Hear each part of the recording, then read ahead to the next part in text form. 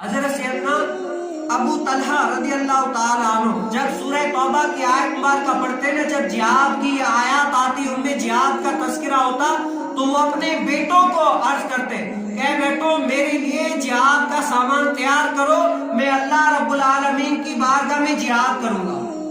تو بیٹے کیا کہتے، اے ابو جان آپ نبی کریم صلی اللہ علیہ وسلم کے زمانے سے ہیں، آپ نے نبی کریم صلی اللہ علیہ وسلم کے زمانے سے جہاد کیا، یہاں تک کہ نبی کریم صلی اللہ علیہ وسلم ظاہری دنیا سے وصال فرما گئے۔ پھر حضرت سیدنا ابو بکر صدیق رضی اللہ تعالیٰ عنہ کا دور آیا، اس دور میں آپ نے جہاد کیا، یہاں تک کہ حضرت سیدنا ابو بکر صدیق رضی اللہ تعالیٰ عنہ کا وصال ہو گیا۔ اور اس کے بعد حضرت سیدنا عمر بن خطاب رضی اللہ تعالیٰ عنہ کا دور آیا، اس میں آپ نے جہاد کیا، یہاں تک کہ حضرت سیدنا عمر بن خطاب بھی اس ظاہری دنیا سے وصال فرما گئے۔ اے ابا جان اب تو ہم آپ کے بیٹے جوان ہو گئے، آپ یہ موقع ہمیں دے، آپ بیٹے ہم لڑیں گے جہاد میں، اللہ کی بارگاہ میں ہم اپنی جانیں پیش کریں گے، ہم دین کے لیے آگے بڑھیں گے، ہم لڑیں گے۔ لیکن کیا ہے، جس کو شوق ہو اللہ سے ملنے کا، جس کو وقت پتا ہو کہ اللہ کی بارگاہ میں لڑنے کی قدر کیا ہے، اس نے کہا، حضرت سیدنا ابو طلحہ رضی اللہ تعالیٰ عنہ نے فرمایا کہ نہیں، کیسے بھی کر کے مجھے کیا ہے اللہ کی بارگاہ میں جہاد کرنا ہے، اور میں کرتے ہوئے اس دنیا سے جاؤں گا۔ کیا کروں گا؟ میں اس دنیا سے اللہ رب العالمین کی بارگاہ میں جہاد کرتے کرتے جو ہے نا اس دنیا سے جاؤں گا۔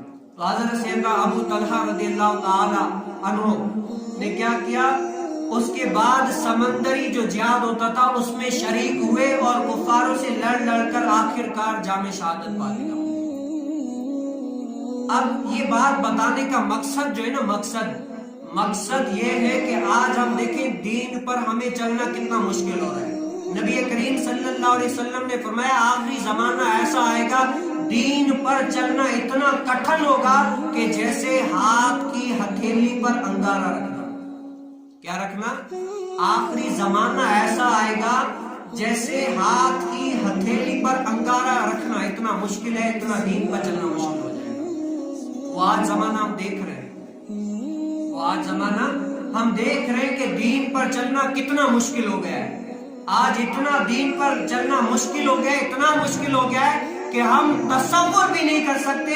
اگر ہم نماز پڑھنے کے لیے جائیں نا، شیطان ایسا تو تگڑا ہے کہ ہماری نیت منٹوں میں تبدیل کر دے، اور اگر ہمیں کہیں دوسری جگہ جانا ہے تو ہم آخری کونے تک بھی چلے جائیں گے۔ پتہ ہے کیا؟ کیونکہ شیطان ہم پر حاوی ہو گیا۔ اور انسان کی دو حالتیں ہوتی ہیں، یا تو شیطان کے اوپر حاوی ہوتا ہے یا شیطان اس کے اوپر حاوی ہوتا ہے۔ ان کی معلوم کیسے کیا جائے گا کہ شیطان ہم پر حاوی ہے یا ہم شیطان پر حاوی ہے؟ یہ انسان کو ایک زاویہ طریقہ بتایا گیا کہ یہ کیسے پتا چلے گا۔ یہ طریقہ ایسا ہے کہ شیطان ہر وقت اگر تم صرف نیکی کا ارادہ کر لو نا، شیطان تمہیں وہ بڑگلانے کی، وہ نیکی سے دور کرنے کی کوشش کرے گا۔ اگر تم اس کی باتوں پہ آ گئے تو کیا ہوا؟ شیطان تم پر آ گیا۔ اگر تم نے اس کے برخلاف کیا، وہ کام کر لیا نیکی کا یا کوئی بھی، تو کیا ہوا؟ شیطان پر تم غالب ہوا۔ اب یہ کیفیت میری اور آپ کی ہے کہ میں نے دیکھوں کہ میں نے کتنا شیطان پر غلبہ پا لیا اور آپ نے کتنا پا لیا۔